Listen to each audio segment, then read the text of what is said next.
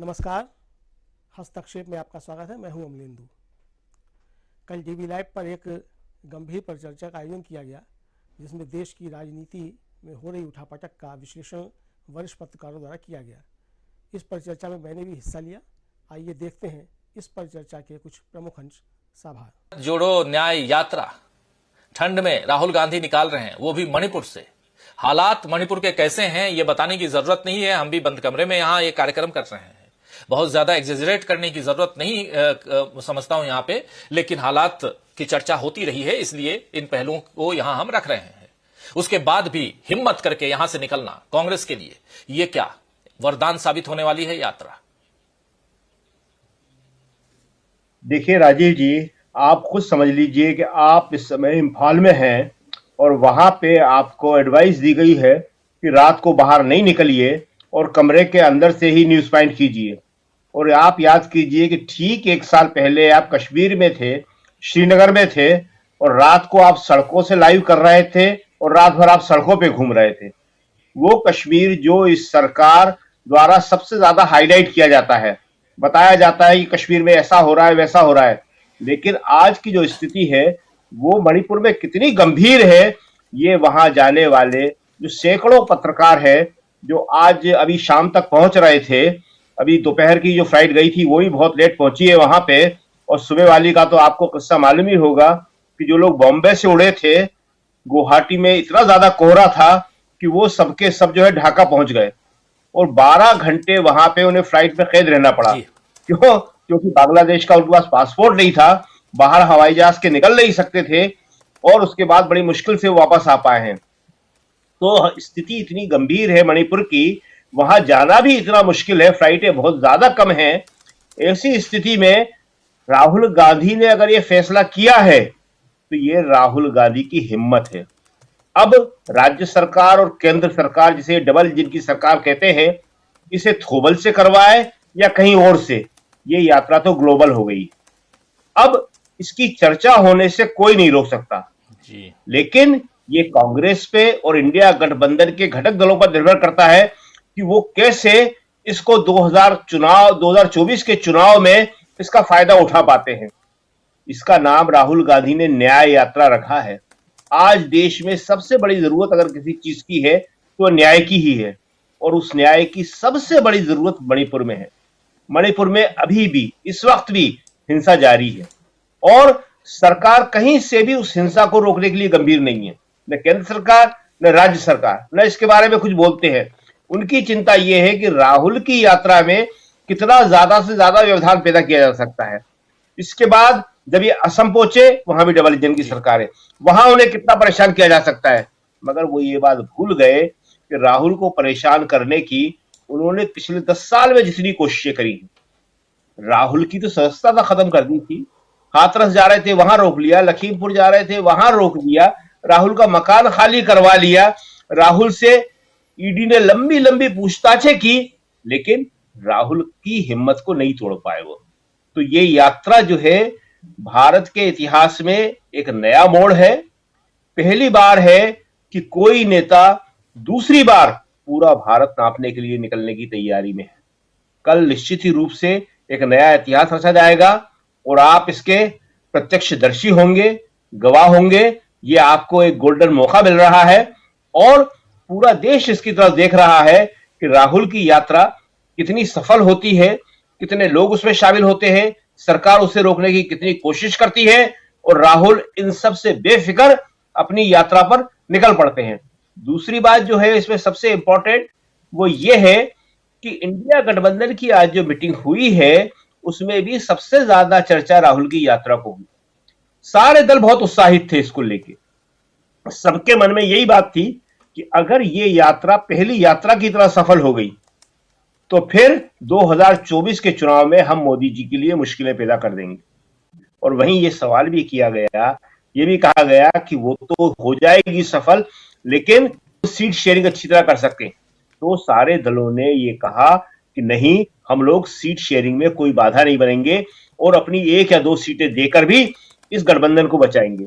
और आपने देखा आज कि अरविंद केजरीवाल एक बड़ा सा बुके लेकर कांग्रेस अध्यक्ष मल्लिकार्जुन खड़गे से मिलने आए वो काफी दिनों से कोशिश कर रहे थे। वो एक अलग मुद्दा है कांग्रेस अध्यक्ष और राहुल गांधी से मिलने की, और जब वो आए तो राहुल गांधी भी वहां मौजूद थे, वेणुगोपाल भी वहां मौजूद थे, और राहुल, केजरीवाल, खड़गे, वेणुगोपाल की लंबी बातचीत हुई है, और बातचीत बहुत अच्छे माहौल में हुई है। क्यों? क्योंकि चौथा सम्मन जो है केजरीवाल जी को पहुंच चुका है ईडी का। 3 पहले पहुंच चुके थे जो उन्होंने डिफाई किए, अब चौथा और पहुंच चुका है। तो अब केजरीवाल ये बात को अच्छी तरह समझ रहे हैं कि कभी भी उन्हें गिरफ्तार किया जा सकता है, और गिरफ्तार करने का मतलब यह है कि आम आदमी पार्टी की फर्स्ट लाइन जो है पूरी तरह खत्म। कैसे काम करेगी, क्या करेगी, इसके लिए आज केजरीवाल को बहुत जरूरी है इंडिया गठबंधन उनके साथ पूरी ताकत से खड़ा रहे, और इंडिया गठबंधन में भी खास तौर से कांग्रेस, और यही सबके बारे में है। सुबह आपको मालूम होगा कि शरद पवार के बारे में भी अफवाह फैला दी गई थी कि शरद पवार नहीं आएंगे। शरद पवार शामिल हुए बैठक में। ममता बनर्जी ने कल ही कह दिया था, ऑफिशियली कह दिया था कि मैं इस बैठक में शामिल नहीं हो पा रही। तो देखिए ये सारी की सारी बातें चलेंगी, और गोदी मीडिया इसे बहुत प्रचारित करेगा। पहली यात्रा में आपको याद होगा राहुल की टी शर्ट, कंटेनर, राहुल के जूते, इन बात को इशू बनाने की बहुत कोशिश की थी। कल से भी गोदी मीडिया यात्रा नहीं दिखाएगा, वो कंट्रोवर्सियां पैदा करेगा। लेकिन अब जनता भी इस बात को अच्छी तरह समझ चुकी है, कांग्रेस भी समझ चुकी है, और इंडिया गठबंधन के नेता भी समझ चुके हैं कि गोदी मीडिया के करने से अब कुछ होने वाला नहीं है। होगा वही जिसकी जनता चाहेगी, और भारत की जनता अब अपना मन बनाने की तैयारी में है। जी राजीव जी। जी बिल्कुल, भारत की जनता जो है अब अपना मन बनाने की तैयारी में है। और सबसे बड़ी बात कि राहुल गांधी भारत जोड़ो यात्रा करें, कल क्या कुछ होने जा रहा है। हालांकि मैं बैठा हूं इंफाल में, लेकिन आपसे पूछ रहा हूं क्योंकि बहुत कुछ ऐसी चीजें, ऐसी खबरें होती हैं जो आप तक पहले पहुंच जाती हैं। कल के इस इवेंट को कैसे देखा जाए, कितना बड़ा इवेंट माना जाए कल जब इस यात्रा को लेकर निकलेंगे राहुल गांधी? देश को एक बात समझना चाहिए कि कोई है जो उनके लिए लड़ रहा है, और अगले 2-3 महीने देश इसी बात को समझने की कोशिश करेगा। साथ ही वो ये भी देखेगा कि वो कौन है जो जनता के मुख्य मुद्दे, बेरोजगारी, महंगाई, मणिपुर की हिंसा, सरकारी शिक्षा का खत्म होना, सरकारी चिकित्सा का खत्म होना, को भावनाओं के खेल में दबाने की कोशिश कर रहा है। 2024 के लोकसभा चुनाव से पहले ये सबसे इंपॉर्टेंट इश्यू होंगे।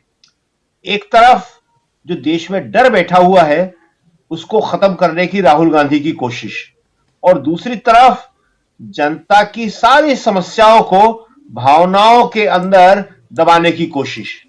तो आप देखिए कि इस बात को सबसे ज्यादा समझने की जरूरत सबसे पहले इंडिया गठबंधन के लोगों की है, और इसीलिए आज का दिन इंडिया गठबंधन की बैठक के लिए तय किया गया था कि राहुल गांधी की यात्रा के ठीक पहले एक बार सब फिर से एकजुट हों।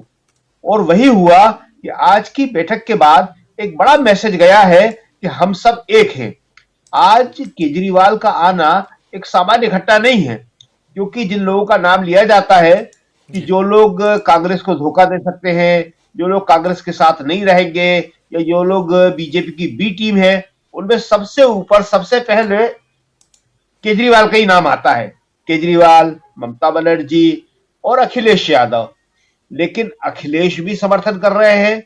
ममता बनर्जी आज की बैठक में नहीं आई है, लेकिन ममता को भी समर्थन करना ही पड़ेगा, क्योंकि ममता के यहां जितने छापे पड़ रहे हैं, ममता इस बात को अच्छी तरह समझ रही है कि किसी भी सौदेबाजी से या तात्कालिक रूप से मोदी जी को खुश करके वो इससे बच नहीं सकती। अगर उन्हें बचना है तो पश्चिम बंगाल में बीजेपी को ज्यादा से ज्यादा सीटें उन्हें देना पड़ेंगी। और क्या ममता बनर्जी इतना बड़ा रिस्क ले सकती हैं कि आधा बंगाल जो है वो मोदी जी को सौंप दे? तो आज उन्हें ये समझना पड़ेगा कि 2 या 3 महीने की बात है, परेशानियां आएंगी, लड़ना पड़ेगा, लेकिन अगर मोदी जी को नहीं हराया, मोदी जी को नहीं हटाया, उसके बाद ममता बहन जी के लिए बहुत बुरे दिन शुरू होने वाले हैं। पश्चिम बंगाल पूर्वी भारत का सबसे बड़ा केंद्र है, और वो बहुत लंबे अरसे से मोदी जी के निशाने पर है। पिछला चुनाव हम सबने देखा, कई राज्यों के चुनाव हुए, मगर जिस तरह से वो चुनाव मोदी जी ने लड़ा था, वो ये बताता है कि वो किसी भी हालत में बंगाल पे कब्जा करना चाहते हैं। तो ये बात अब सबको समझना पड़ेगी। ममता बनर्जी, केजरीवाल जी जो आज आए, बहुत अच्छे से मिलके गए, बहुत सारी बातें करके गए और ये कह के गए कि हमारी तरफ से कोई भी बाधा सीट शेयरिंग में नहीं बनने वाली है, हम सीट शेयरिंग के लिए तैयार हैं। और अखिलेश यादव को भी ये बात समझ लेना चाहिए कि अगर वो नहीं आए, अगर उन्होंने किया, तो मायावती जी बिल्कुल तैयार बैठी हुई। मायावती जी बार बार एक ही बात कह रही हैं कि अखिलेश ये कर रहे हैं, समाजवादी पार्टी ये कर रही है। उनका कहने का सीधा आशय है कि अगर आप अखिलेश को हटाते हो तो मैं समर्थन पर विचार कर सकती हूं। तो ये जो है उत्तर प्रदेश की राजनीति बहुत दिलचस्प है और दिलचस्प होने के साथ साथ इंडिया गठबंधन के फेवर में जा रही है। मायावती और अखिलेश जितना ज्यादा लड़ेंगे उसका संकेत एक ही होगा कि दोनों इंडिया गठबंधन की तरफ ही झुकेंगे। आज किसी की इतनी हिम्मत और ताकत नहीं है कि वो सीधा बीजेपी का समर्थन करे जी। अगर वो कर सकते हैं तो करके देख लें। उनका एक बड़ा वोट बैंक जो है, उनका एक बड़ा जनाधार जो है, वो 1 मिनट के अंदर खिसक जाएगा। इसलिए आज की तारीख में सबको इंडिया गठबंधन की जरूरत है और इसीलिए राहुल गांधी की यात्रा पर सबकी निगाहें लगी हुई हैं। और जहां तक मणिपुर का सवाल है तो बहुत बड़ी तादाद में वहां मीडिया पहुंच चुका है और कल भी मीडिया बहुत बड़ी तादाद में वहां आ रहा है, क्योंकि ये अब नेशनल इवेंट नहीं है, ये इंटरनेशनल इवेंट बन गया है। बाहर के तमाम जो मीडिया संगठन है उन सब की दिलचस्पी इसमें है और वो यहां से कल के सारे वीडियो चाहते हैं और इस खबर को दिखाना चाहते हैं वो लोग। तो आज की तारीख में ये इस वक्त का सबसे बड़ा इवेंट है। अब 22 जनवरी कितना बड़ा बनेगा, क्या होगा, ये एक अलग मुद्दा है, मगर 22 जनवरी से पहले पहले तक राहुल गांधी की न्याय यात्रा एक बड़ा इशू बन जाएगी। और ये इशू का महत्व सबसे ज्यादा दो ही बातों के लिए है, एक जनता के मन से डर खत्म हो और दूसरे जनता के मन के साथ साथ इंडिया गठबंधन के जो दल है उनके मन से डर खत्म हो। जिस दिन डर खत्म हो गया, राहुल गांधी की तरह उन्होंने हिम्मत कर ली, खड़गे जी की तरह वो बोलने लगे, तो फिर आप समझ लीजिए कि मोदी जी के लिए बहुत बड़ी मुश्किल आने वाली है।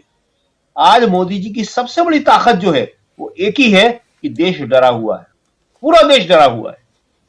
लेकिन राहुल गांधी डरने को तैयार नहीं है।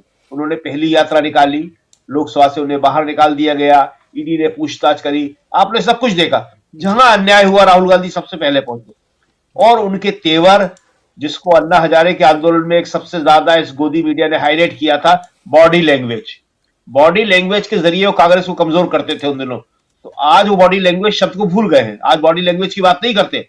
तो आज अगर वो बॉडी लैंग्वेज देखे या उसके कोई एक्सपर्ट उनके पास हो तो वो ये बता दे कि राहुल गांधी उन्हें कहां विचलित दिखाई देते हैं, राहुल गांधी उन्हें कहां घबराए हुए दिखाई देते हैं और दूसरी तरफ जो सत्ता पक्ष के नेता है उनकी बॉडी लैंग्वेज क्या है।